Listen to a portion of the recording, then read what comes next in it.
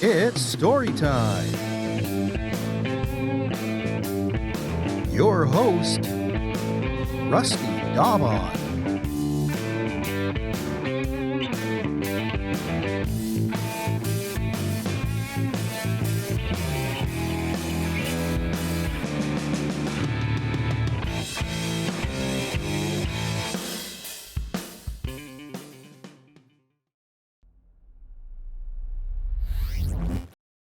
Bonjour, friends. I'm so glad you could join me today. My name is Rusty Daubon, and I'm here to tell you a little bit about a rare and endangered flower that only grows here on Walpole Island. And together we can help change the future of this flower known as the White Prairie Gentian. Now there's a few things we can do to help this beautiful relative of ours. ATV trails like this one or pass through wooded areas should be kept to. And I'll tell you why. I know it can be adventurous to go off the beaten path, but in doing so you might just stomp on an area where this flower likes to grow. And when you walk around, your shoes pick up dirt and possibly seeds from other plants, bringing them to grow in areas where they shouldn't. Tires on ATVs, even off-road vehicles, do the exact same thing.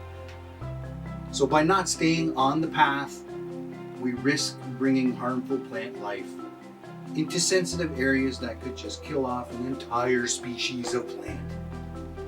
So walk softly, my friends. And putting your wants aside for the best interest of others is, according to one story, the reason the sun shines to this day.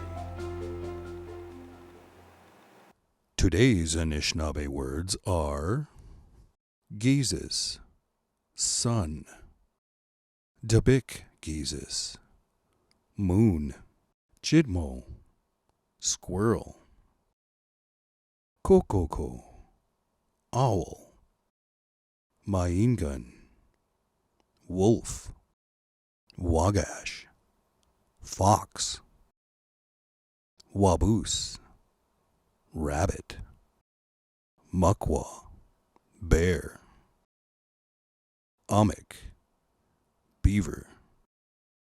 Other words you'll hear are Nadmoshin, help, Tugwa, please, Miigwech, thank you. Many moons ago, the big Geezus was ready to leave the sky to rest. Telling Geezus that it was his time to rise, Geezus was tired but still headed toward the sky to shine for the day. Maybe a strong wind blew, or Geezus was still not fully awake, but before he could reach the sky, he got stuck in the branches of a very tall tree.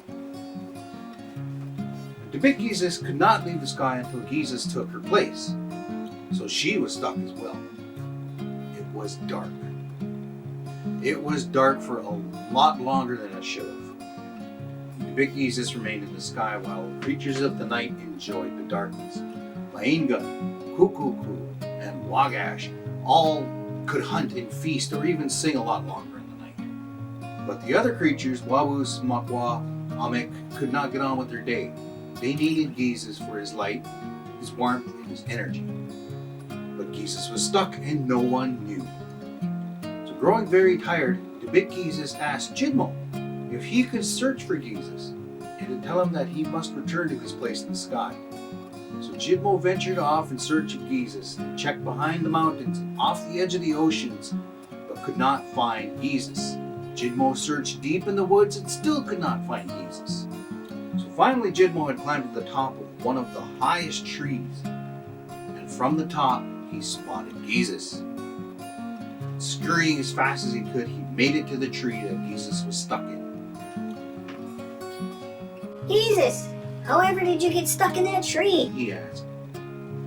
Geezus replied, A strong wind pushed me into it while I was still waking up. That's harsh, dude. You need to rest better. Miigwech, Chidmo, miigwech. Now please help me. So Chidmo looked around and asked, How? So Jesus instructed Jidmo that he could try to push him out if he could run up the tree fast enough.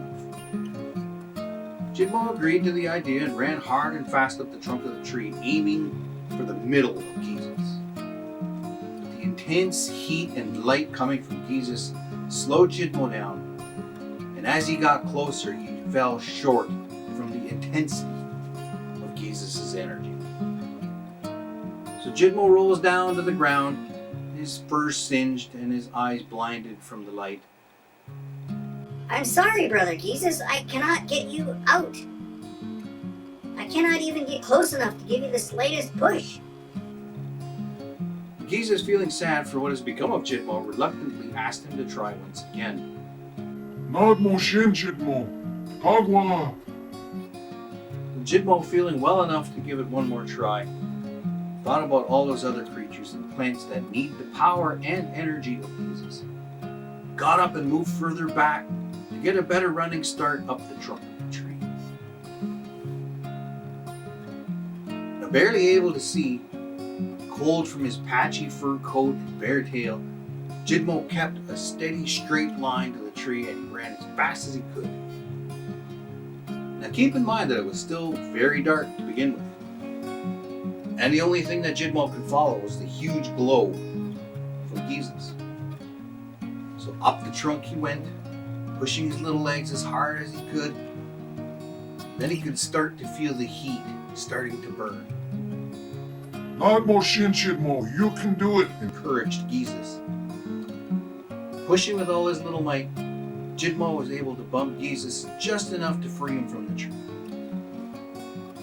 Up, up, up went Jesus, as the big Jesus smiled in relief, turning now to head home and rest.